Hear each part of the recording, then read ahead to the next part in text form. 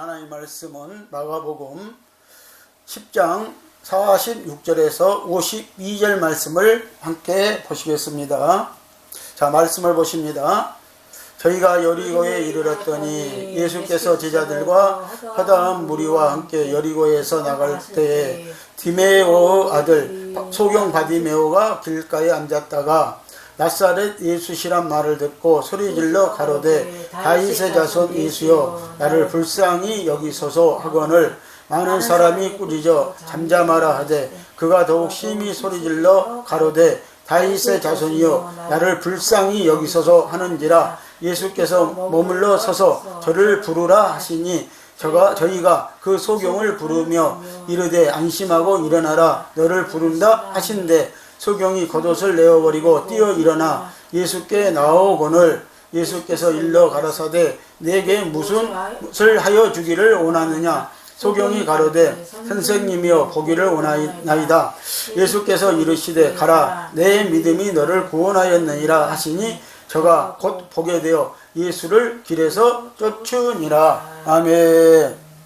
자, 오늘 또 성령님은 우리를 위해서 일하십니다. 성령으로 합시다.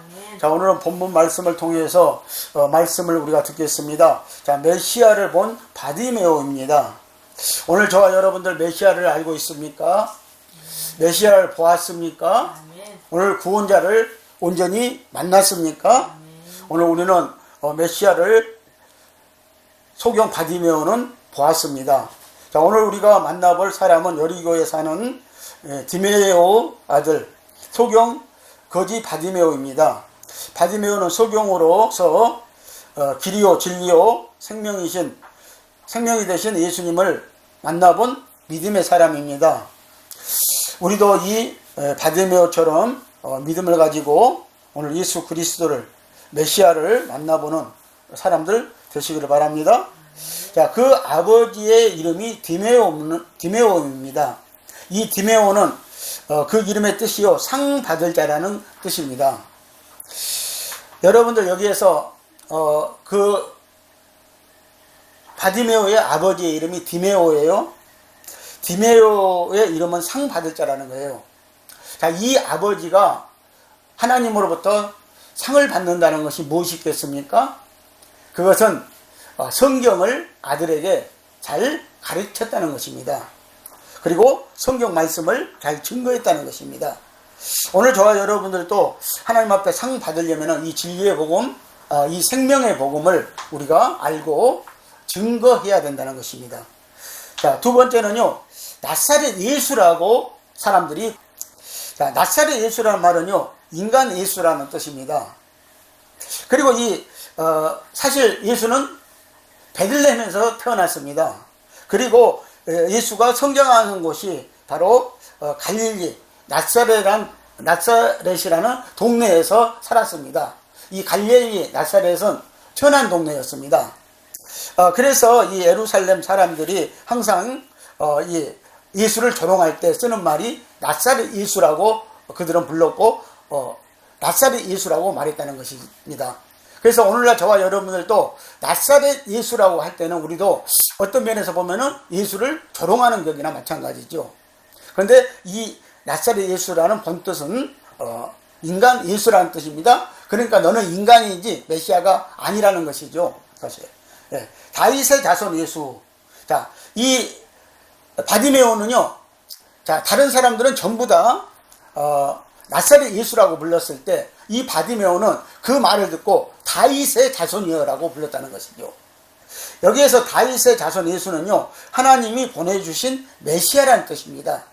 다시 말하면은 우리의 구원자라는 뜻이죠. 구세주라는 뜻입니다. 그래서 오늘 저와 여러분들이 이 예수님의 정확한 이름은 우리의 구원자요, 메시아라는 것이죠. 그래서 이 바디메오가 부른 것처럼 우리도 이제 다윗의 자손이요, 다윗의 자손 예수요, 이렇게 부르는 것이 더 정확하다는 것이죠. 그리고 그렇지 않으면 메시아 예수라고 부르는 것이 더 정확하다는 얘기를 지금 말씀을 하고 있는 것입니다. 자, 예수님이 다윗의 족보로 오신다는 예언입니다. 자, 유대인들은 1700년간이나 이 아브라함의 하나님을 섬기며 살다가 BC 586년경에 바벨론에 멸망당하고 약속의 메시아인 예수님이 오시기까지 약 600년이라는 긴 세월을 기다렸습니다. 그들은 정말 간절하고 애절하게 이 메시아를 기다렸습니다. 그러나 막상 예수님이 왔을 때는요, 유대인들 중 아무도 그를 메시아로 알아보지 못했다는 것입니다. 오늘 저와 여러분들이 예수를 믿으면서도 이 메시아로 알아보지 못하고 있다면 이것은 정말 문제라는 것이죠. 자, 그러나 소경 거지 바디메오는 그분이 메시아인 줄을 알고 다윗의 자손이라고 불렀고 그분이 하나님이심을 믿고 눈을 뜰 수 있었음을 믿었다는 것이죠. 여러분들 이것이 믿음인 줄 여러분들 믿으시길 바랍니다. 자, 우리가 요한복음 4장 25절에서 봤듯이 남들이 다 이 사마리아 여인을 부정한 여인이라고 취급했다는 것이에요. 그런데 부정한 여인이 사실 아니죠. 이 여인도 종교인이었고 어떤 면에서 보면 유대교를 믿는 믿음의 사람이었다는 것이죠. 그런데 그가 메시아를 기다리고 있었다는 것이죠. 메시아가 올 줄을 알고 있었다는 것이죠. 자, 이런 면에서 보면은 이 바디메오나 이 요한복음 4장에서 사마리아 여인이나 이들이 우리보다 더 낫습니다. 오늘 저와 여러분들 우리는 예수를 지금까지 믿고 있으면서 메시아의 이름을 얼마나 불러보았습니까? 그 메시아가 나의 구원자라는 것을 얼마나 알고 있었습니까? 정말 우리는 오늘 다시 한번 우리가 우리 신앙을 정결해보는 그런 시간이 되시기를 예수님의 이름으로 축복을 드립니다. 자, 바디메오가 영안이 열려서 아무도 알아보지 못한 메시아 예수를 알게 해준 것은요, 그의 아버지가 가르쳐준 성경이었다는 것이죠. 자, 그래서 아마 이 바디메오의 아버지 디메오는요, 바디메오에게 소경인 아들에게 아마 성경책을 많이 읽어주었을 것입니다. 그 중에서도 아마 이사야서를 많이 읽어주지 않았을까, 이렇게 생각이 되어지는 것입니다. 왜 그러냐면요, 이사야서에서는 가장 예수가 두드러지게 나타나고 있습니다. 다시 말하면 메시아가 두드러지게 말씀되어지고 있다는 것이죠. 그래서 이사야 7장 13절 14절에서도 말씀하고 11장에서도 말씀하고 있고 에레미야 23장에서도 말씀하고 있고요. 그리고 스가랴서 9장 9절에서 말씀하고 있고 미가서 5장 2절에서도 말씀하고 있고 그리고 이사야 특히 53장에서 그 메시아에 대해서 예수에 대해서 잘 가르쳐주고 있다는 것입니다. 그래서 구약성경은 많은 부분에서요, 예수님이 오실 것을 예언해 놓고 있었습니다. 자, 신약은 십자가 사건 이후로 성령 시대를 말합니다. 여러분들 이 말씀이 잘 이해가 되시지 않을란가는 몰라도요, 자, BC AD는 어떻게 나누어졌습니까? 자, 역사적으로 예수 그리스도의 탄생 기점으로 해서 BC하고 AD가 나누어졌다는 것이죠. 자, 그래서 오늘 저와 여러분들이 오늘 정확하게는요, 십자가 예수 사건을 인해서 구약과 신약이 나누어진다는 사실을 알아야 됩니다. 정확하게는요. AD하고 BC로 나눠진 게 아니었고요. 예수 탄생의 기점이 아니었고요. 왜 그러냐면요, 예수님이 이 땅에 탄생하셔가지고 예수님이 난지 8일 만에요, 그는 율법에 따라서 할례를 받았다는 것이죠. 자, 그리고 이 3복음서를 보면은요, 또 사복음서까지 이렇게 합쳐서 보면은, 자, 마가복음, 마태복음, 누가복음을 보면은요, 물론 예수님이 오신 것이 우리에게는 기쁜 소식이었습니다. 기쁜 복음의 소식이었습니다. 자, 근데 예수님이 오셔가지고 기쁜 소식을 먼저 증거한 게 아니라요, 예수님은 율법부터 지켰다는 거예요. 그래서 난지 8일 만에 그는 율법을 지켰습니다. 그래서 할례를 받았습니다. 그리고 절기를 전부 다 지켰습니다. 유대 절기를 7절기가 있어요. 유대인들에게는요. 그 절기를 다 지켰음을 우리가 마가복음, 마태복음, 누가복음에서 볼 수가 있다는 것이죠. 자, 그래서 우리가 이 사복음서를 통틀어 보면은요, 자, 율법 시대에서 이제 복음 시대로 전환기에 있었다는 것이죠. 그래서 예수님이 이 중점에 있었다는 것입니다. 그래서 예수님은 이제 내가 온 것은 율법을 완성시키고 앞으로 새로운 복음, 기쁜 소식, 이 생명의 복음을 주고 말을 하는 거예요. 그러면서 예수님은 이 구약 성경을 해석해 주고 있습니다. 유대인들 앞에서요, 구약 성경에 대해서 복음으로 전환시켜주는 그 복음을 예수님은 증거하고 있었다는 것이죠. 자, 그래서 우리가 복음 시내로의 전환은 정확하게 보면은, 자, 예수님이 십자가에 죽고 3일 만에 부활하셔가지고, 자, 승천하시고 우리에게 성령 줘서 마가다락방에 성령이 임했잖아요. 그 성령 시대, 성령이 온 때부터 정확하게는 이제 신약 시대가 이루어지는 것이에요. 복음 시대가 이루어지는 것이죠. 성령 시대가 이루어지는 것이죠. 그래서 우리가 정확하게는 이렇게 보아야 된다는 것입니다. 그래서 저와 여러분들이 정말 이제는 우리는 복음 시대, 생명의 복음 시대에 와 있습니다. 자, 그리고 성령 시대에 지금 와 있습니다. 그리고 이제 얼마 남지 않았겠지만, 얼마나 길어질지도 모르지만 이제 종말 시대가 우리에게 다가오고 있다는 사실입니다. 그래서 오늘 우리는 기쁜 소식, 이 생명복음의 말씀을 듣고 우리는 이 복음 시대에서 성령 받고 이제 영성을 이루어야 된다는 것을 여러분들 아시기를 바랍니다. 아멘. 자, 그래서 이 디메오는요, 자기 아들에게 이 복음을 아마 증거했을 것입니다. 생명복음을 증거했을 것입니다. 그리고 이사야서를 많이 가르쳤다는 것이죠. 그래서 이 복음에 대해서 바디메오가 정확히 알고 있었다는 것이죠. 자, 이 바디메오의 믿음과 바리새인들의 신앙입니다. 자, 오늘 우리가 이 바디메오의 믿음과 바리새인들의 신앙을 견주어 보면서요, 우리가 바디메오의 신앙을 사실 본받아야 된다는 것이죠. 자, 바리새인들의 신앙은 이미 이제 지나간 거라는 것이죠. 구약의 전유물이라는 것입니다. 다시 말하면요. 그래서 예수님도 이것을 가르쳐 주셨고, 그리고 요한복음에 와서는 예수님이 율법을 깨뜨려 버리십니다. 그리고 안식일을 깨뜨려 버리시잖아요. 그래서요. 그러면서 생명복음을 우리에게 말씀을 하시잖아요. 내가 너희들에게 생명 주러 왔다, 너희들에게 빛을 주러 왔다고 이렇게 말씀을 하잖아요. 그러면서 우리가 소경에 그 진흙을 받아서 실로암 연못에 가서 휘치면 눈이 떠질 것이다, 영안이 열릴 것이다, 이 말씀도 우리가 들었잖아요. 오늘은 여기에서도 이 바디메오라는 소경이 나오잖아요. 그런데 예수님이 바로 그냥 이 다윗의 자손 예수요, 그 한마디 듣고 예수님이 저를 찾아서 저를 그냥 치료해 주신다는 것이죠. 눈을 띄어보게 해 주신다는 것입니다. 자, 소경 바디메오는 아버지가 읽어주는 성경을 귀로 듣기만 하여도 영안이 열려 메시아를 알아볼 수 있었는데, 밥만 먹으면 성경을 연구한 서기관과 바리새인들은 왜 자기들의 메시아를 몰라보고 십자가에 못 박았을까요? 그것은 바디메오가 소경으로 구걸하려 길거리에 앉아 있을 때 그의 귀는 개의 귀처럼 매우 밝아서 먼 곳의 소리까지 들을 수 있었고, 그곳을 지나다니는 바리새인, 서기관, 제사장들이 마음 놓고 자기 사생활을 얘기하는 소리를 다 들었을 것이고, 인간은 다 안 된다는 것을, 인간의 추하고 가증스러운가를 깨달았을 것이라는 것이죠. 깨달았을 것이라는 것입니다. 여러분도 오늘 저와 여러분들도 아마 소경이 지나가면은 그 소경은 듣지 못한다고 여러분들이 생각할지도 몰라요.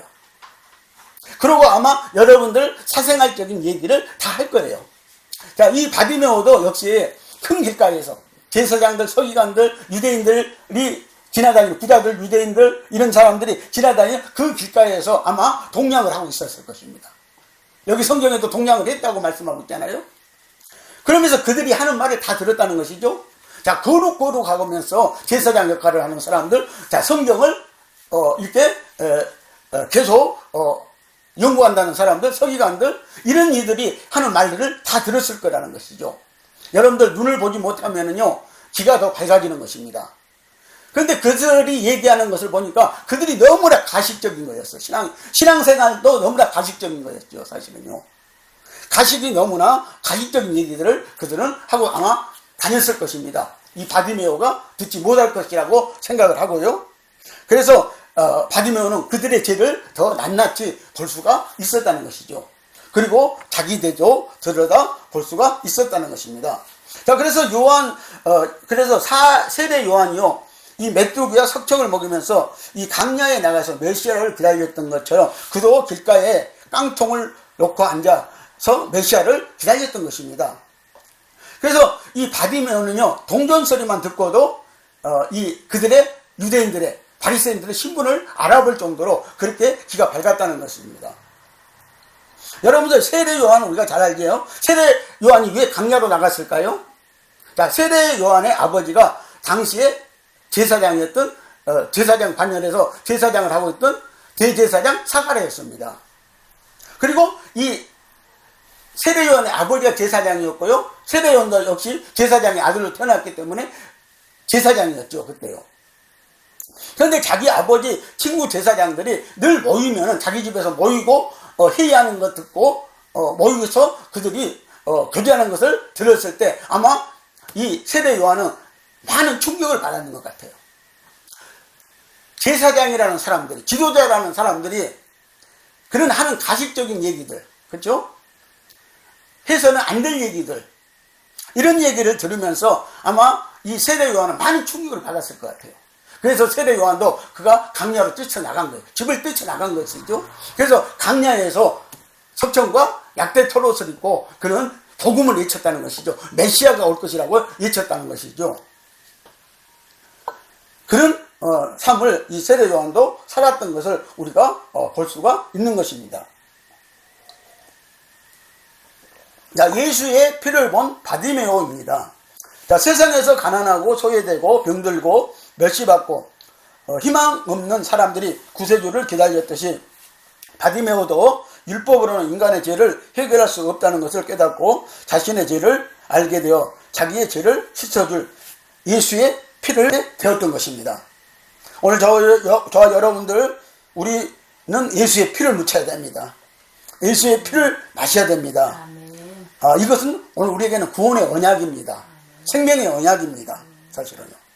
자, 유대인들은 그들의 죄로 인하여서 얼마나 많은 양을 잡아 바쳤는지 모릅니다. 그들은 죄만 지으면은 양을 잡아서 바쳤을 것입니다.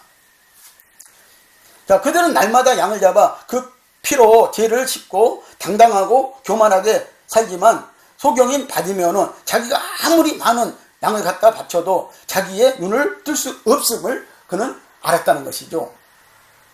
그 당시에는 이 소경은 부모의 죄로나 자기 죄로 인해서 이 소경이 되는 줄 믿고 있었습니다. 우리가 요한복음 9장에서 우리가 이것을 보았죠. 자, 그는 눈뜨고 할보하고 다니는 그들이 아무리 양을 잡아 바쳐도 죄는 날마다 더 커진다는 사실을 알았다는 것이죠. 자, 우리가 죄를 지었으면 양을 잡아서 바쳤으면, 자기 죄를 정갈시켜서 바쳤으면 이제 더 이상 죄를 안 짓겠다는 것이 서약이잖아요. 하나님과요. 언약이잖아요. 약속이고요. 그런데 이 바디메오가 보니까는 날마다 이 양을 잡아서, 소를 잡아서 바치면서도 죄는 날마다 더 짓고 있는 거예요. 사실 우리도 그렇습니다. 우리도 회개하고 돌이키는 것에 대해서는 더 이상 거기에 우리가 머물지 말아야 되는데 여전히 거기에 회개하고 머물러 있다는 거예요. 물론 그래서 이 바디메오는요, 자기의 죄가 더 걱정이 되었고, 그리고 자기가 어떻게 제사장들도 저렀는데, 서기관들도 저렀는데, 바리새인들도 저렀는데, 장로들도 저렀는데 내가 어떻게 구원받을 수 있을까? 그는 고민이 참 많았을 것 같습니다. 또 자기 눈도 자기 죄 때문에 떠지지 않는 것으로 그는 깨달았을 것입니다. 조상죄로 그는 알았을 것입니다. 그래서 그는 아마 어떤 면에서 보면 포기하고 말았을 것입니다. 그러나 이 아버지 디메오가 가르쳐준 성경을 듣고 그는 메시아를 발견했다는 사실입니다. 메시아를 만나야만이 자기 눈이 떠질 것을 알았다는 것이죠. 자, 인간의 죄는 양의 피로는 영원히 해결되지 못함을 깨닫고 이사야서 53장에서 하나님이 약속하신 메시아의 피가 우리 죄를 영원히 사해준다는 것을 알았던 것입니다.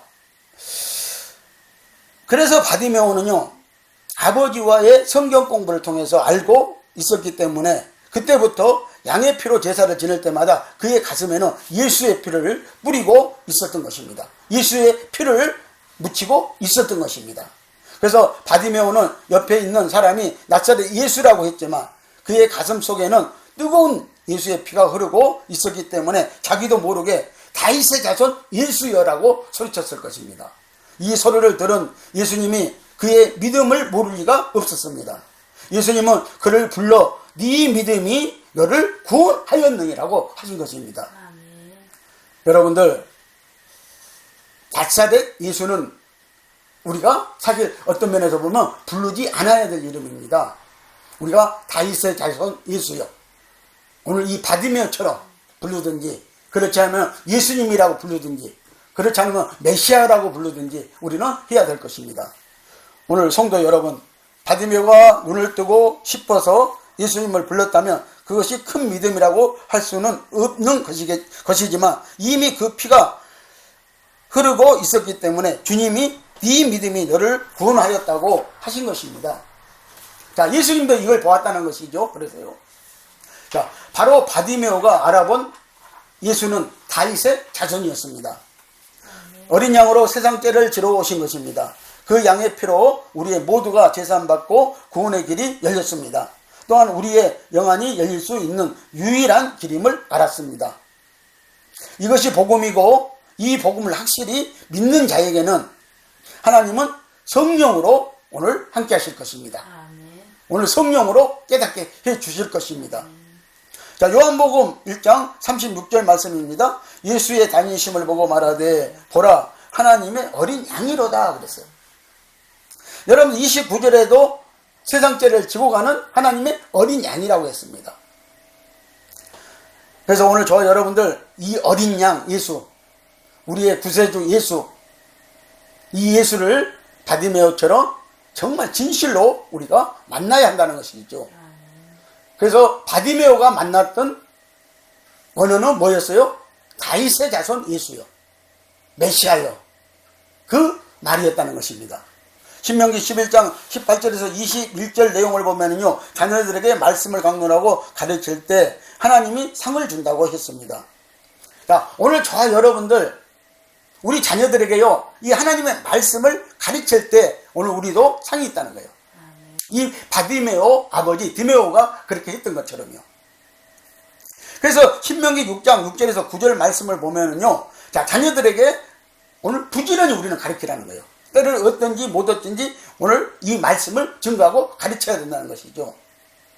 자, 그래서 오늘 우리 속담에도 이런 말이 있잖아요. 이슬 비에 옷 젖는다는 말이 있잖아요. 그래서 때를 얻든지 못 얻든지 기회가 되면은 우리 자녀들에게요, 말씀을 증거해야 되고 말씀으로 해야 되고요, 말씀을 가르쳐야 된다는 것이죠. 언제든지 이 말씀을 증거해야 된다는 것입니다. 그래서 밤이든지 낮이든지 그냥 해야 된다는 것입니다. 그리고 손목과 미간에 심지어 말씀을 붙이고 다니라고 그랬어요. 그래서 유대인들은 지금도 여기 미간은요, 눈과 눈 사이에 거기가 미간이라고 그러거든요. 거기에다가 거기쯤에다 그 조그만 까만 그 사각통을 지금도 이렇게 메고 이 통곡에 배겨서 기도한 거 여러분들 봤지 않아요? 성경에서는, 율법에서는 이렇게 가르치라고 했어요. 그리고 심지어 자기 그 문 인방과 설주에다가 말씀을 붙여놓고 이렇게 가르치라고 했고요. 그리고 바깥 대문에도 역시 말씀을 붙여놓고 가르치라고 이렇게 주문을 하고 있다는 것이죠, 우리에게요. 오늘 이 디메오는요, 자기 아들에게 이 정도로 아마 말씀을 가르치지 않았을까. 그들은 율법을 믿었기 때문에요, 율법을 신봉했기 때문에. 그러므로 결국 이 바디메오가 하나님의 말씀을 깨닫지 않았을까라고 이렇게 생각이 되어지는 것입니다. 자, 결국 아버지 디메오가 바디메오를 잘 가르쳤다는 뜻입니다. 자, 반면에 자녀를 잘못 가르친 엘리 제사장은 그 집안이 멸문을 당합니다. 사무엘상 2장 12절을 보면요, 엘리의 아들들은 행실이 나빠 여호와를 알지 못하더라 그랬어요. 자, 아버지가 제사장이면 이때 자녀들도 제사장이었어요. 30세가 되면은 그들은 제사장 직무를 합니다. 그런데 이 엘리의 아들들은요, 비누와 선지가 있었는데 이들은요, 하나님을 알지 못했다라고 말씀하고 있어요. 자, 이건 누구 책임입니까? 엘리 제사장의 책임이죠. 하나님을 여호와를 알지 못할 정도의 아들들에게 교육을 시키지 못했다는 것이죠. 자, 13절 16절을 보면은 사무엘상 2장, 자, 그들의 행실을 말합니다. 그들의 행실을 말하는데 하나님 앞에 그때는 구약시대 때는 짐승으로 제사를 지냈잖아요. 자기 죄를 전가시키는 제사가 있고 5대 제사가 있었습니다. 그런데 그 짐승의 제물에 좋은 것들은요 다 그들이 취해가지고 먹었다는 것이죠. 하나님 앞에 드리는 제물을요. 이 정도로 불행한 불량자들이었습니다. 이 엘리의 제사장들의 아들들은요. 자, 그래서 17절에 이 소년들의 죄가 여호와 앞에 심히 크면 그들이 여호와의 제사를 멸시하였다라고 이렇게 말씀하고 있어요. 오늘 저와 여러분들 하나님의 예배를 멸시하면 안 됩니다. 오늘 우리가 하나님 앞에 마음을 다하고 뜻을 다하고 힘을 다하여서 오늘 예배드리고 정말 이 시대는 우리가 산 제물로 살아있는 제물로 내 몸을 내 마음을 드려서 예배하는 저와 여러분들 되시기를 바랍니다.